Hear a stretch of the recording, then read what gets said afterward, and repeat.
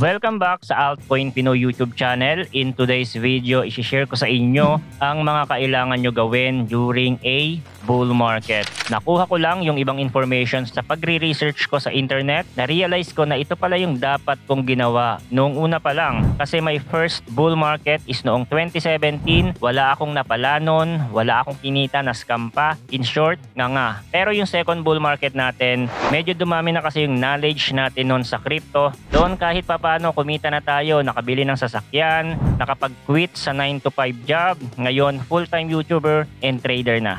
At alam nyo ba kung bakit hindi tayo kumikita sa bull market? Bukod sa hindi tayo siniwerte, number one reason is lack of knowledge. Hindi natin alam yung ginagawa natin. We don't have a plan. Kung ano-anong altcoin lang ang binibili natin at nagdadasal na sana tumaas ang value nito in the future. At sa video na ito, tatalakayin natin yung mga bagay na dapat gawin natin during a crypto bull market. At kung interesado kayo sa ganitong mga content, token reviews, crypto news, anything related to crypto, make sure to subscribe and hit the notification bell. As always, this is not a financial advice. This video is for educational purpose only and always do your own research pa rin. First lesson is invest on a project with a strong narrative.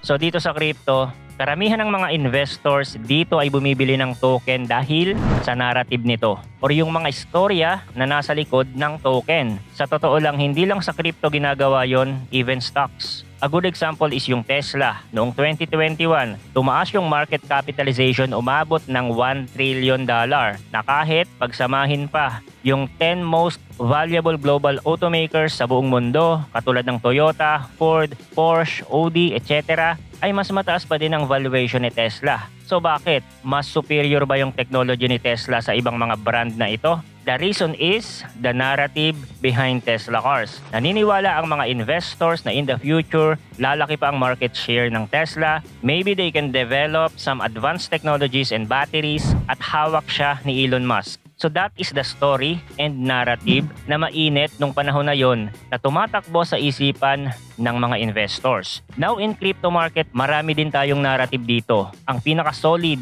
narrative, for example, kay Bitcoin ay yung store of value, the digital gold. At yung Bitcoin halving na every 4 years, nababawasan yung supply na pumapasok sa circulation. Ibig sabihin kumukonti na yung namamine ng mga Bitcoin miners para i-dump sa market. Simple supply and demand analogy. Kapag kumonti ang supply at tumataas ang demand, ang katumbas nun ay pagtaas ng price. How about the narrative sa mga Ethereum killer apps? Mga layer 1. Kasi alam naman natin na si Ethereum, grabe yung itinaas ng valuation nito since malaunch siya. Now, nag-i-invest ang mga investor sa mga bagong layer 1 crypto project because of the narrative of Ethereum killer app. Siyempre, meron ding narrative sa mga meme coin during bull market like yung Dogecoin pump and Shiba Inu pump. Na sa kasagsagan ng bull market, umabot yung valuation nila ng $60 to $70 billion market cap. So yung mga tao, bibili sila ng meme coin sa pag-aakala na ito na yung susunod na Doge or Shiba Inu. Ibig sabihin, bumibili tayo based on our belief, sa paniniwala natin. At kaya marami ding nai-scam na tao dahil madali silang naniniwala sa kung ano-ano. Good story make people buy.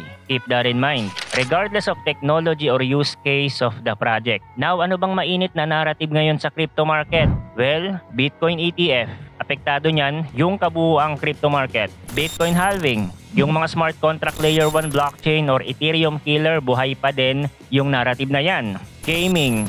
Don't underestimate gaming. Kasi ito lang yung niche na maiintindihan ng mga normies. Hindi naman kasi nila maiintindihan yung mga ZK rollups, layer 2, DEX, etc. Pero sa gaming, alam nila yan. At dito sila pwedeng pumasok. Kung titingnan natin yung gamify niche, nagrarally din yung mga token dito. Katulad nitong Illuvium, last bull market pumalo yan ng almost 2,000 per token. So kailangan natin tingnan dito yung mga performer. Katulad nga nitong Illuvium, Echelon Prime, Sidus, Nakamoto Games at marami pang iba. So nagre-react sila at sumasabay sa pump ng ibang altcoins. Ibig sabihin, may demand pa din dyan. Pero do your own research kasi wala akong hold nitong mga to. Always find your niche kung saan kayo mas maraming alam, like real world assets. Meron ding narrative dito, nabanggit na rin natin yan dito sa channel before. If you remember, kinover ko yung top 5 real world assets token. Kasama dun yung Goldfinch, GFI. Nung kinover ko siya noong October, 0.41 cents pa lang siya. Ngayon tumaas na ang price. At syempre, yung narrative sa AI. Dahil nga, ang artificial intelligence ay patuloy na nag-grow, every news and update about artificial intelligence, meron siyang impact sa mga AI tokens. Kung titingnan natin sa niche ng AI, ang nangunguna dyan, si Bittensur Tao, isa sa mga hold ko na AI token. Actually, itong mga nasa top, mga solid yan. Itong Akash Network, kung matagal na kayo dito sa channel, alam nyong meron ako nito since 2021. Isa sa paborito kong coin way back na hindi ko pa binebenta. Nakastake lang yan sa Kepler wallet ko. So nagrarally din siya kasabay ng ibang mga AI coins dito. So pay attention sa narrative. Second lesson natin is, if there is a blood on the street, buy. So sa bull market kasi, every retracement is a buying opportunity. Pero kung newbie ka lang dito sa crypto, hindi mo alam yon. Ang isipin mo kapag bumagsak ang price ng crypto ng 10 to 30% ay katapusan na at magtutuloy-tuloy na sa pagbaba. Yan yung recency bias na nakatatak sa atin as a human. Kaya kapag pula ang market, hindi natin gusto bumili. Pero yun ang dapat nating gawin. We buy the dip. Third lesson is, don't become a rotator. So anong ibig sabihin nito?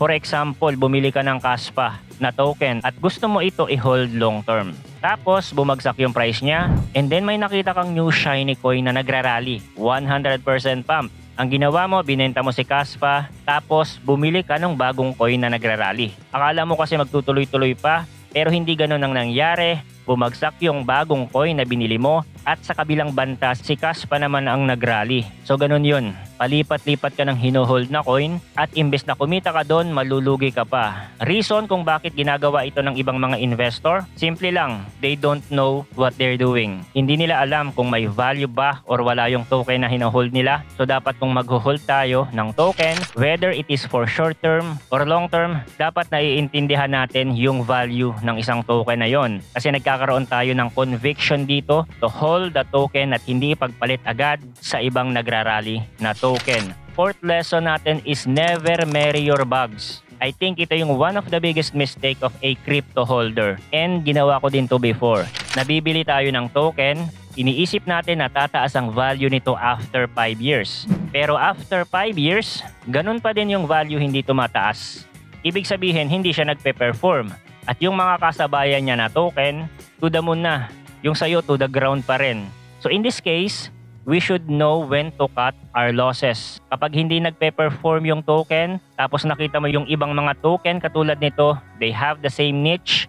Like for example, sa AI niche, yung Bittensur, lumilipad tuloy-tuloy for 2 years. At yung AI token na nabili mo, walang galaw, mababa yung volume, walang progress. Then maybe you should let go the token. Kasi kung i-hold mo pa din yung laggards token mo, sayang yung opportunity sa ibang mga coin na available. Mamimiss mo. Fifth lesson natin is new coins tend to outperform older counterparts. Ito yung madalas kong sinasabi before na yung mga bagong coin na hindi pa nakakaranas ng bull market ay mas mataas yung potential returns kumpara sa mga lumang coins. Bakit? Kasi dahil bago, wala pa itong mga bag holders from the last cycle na hinihintay tumaas yung price para maka-exit na sila. Hindi din ganun kataas yung supply nito sa circulation, kaya mas explosive ang possible pump. At yung mga new projects, mas improved version na sila kaysa sa mga naunang project with the same niche. Alam yan ng mga smart investor, kaya mas pinipili nila mag-invest sa mga bagong project. Pero hindi ibig sabihin na hindi na magpe-perform yung mga lumang project. Lilipad pa din yung mga yan, depende kung gaano kainit yung narrative. Pero yung explosiveness ng pump, mas mataas yung chance sa mga new project. Sixth lesson natin is we have to focus on strength, not laggards. So ano ang ibig sabihin nito? Kailangan natin makita sa token na nagpe-perform siya. Kapag umangat si BTC, umangat yung ibang mga altcoins within their niche, makikita natin yung token na sumasabay sa rally at hindi na pag-iiwanan. Ang ibig sabihin lang nun, may demand, may bumibili at nag-e-expect sa pagtaas ng token in the future. Kasi imagine, lahat nagrarally na, tapos yung token na hold mo, walang galaw, mababa volume.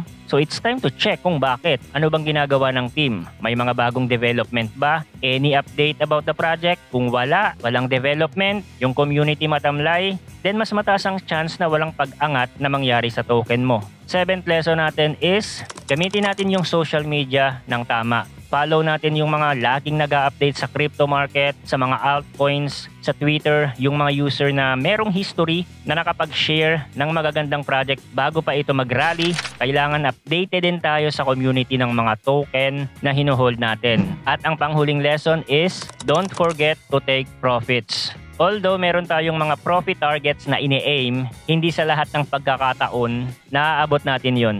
At dahil nga sa kakaantay na umabot yung price sa specific price target natin, hindi tayo magte-take profit hanggang sa ang mangyari is panalo na, naging talo pa. Always know when to take profits. Maybe you can use technical analysis for that, or kung kailangan nyo ng pera, then that's a good reason to take profit. Okay? So I hope may natutunan kayo sa video natin for today at sana magamit nyo itong mga lesson during the crypto bull market. Thanks for watching again. Good luck and see you on the next video.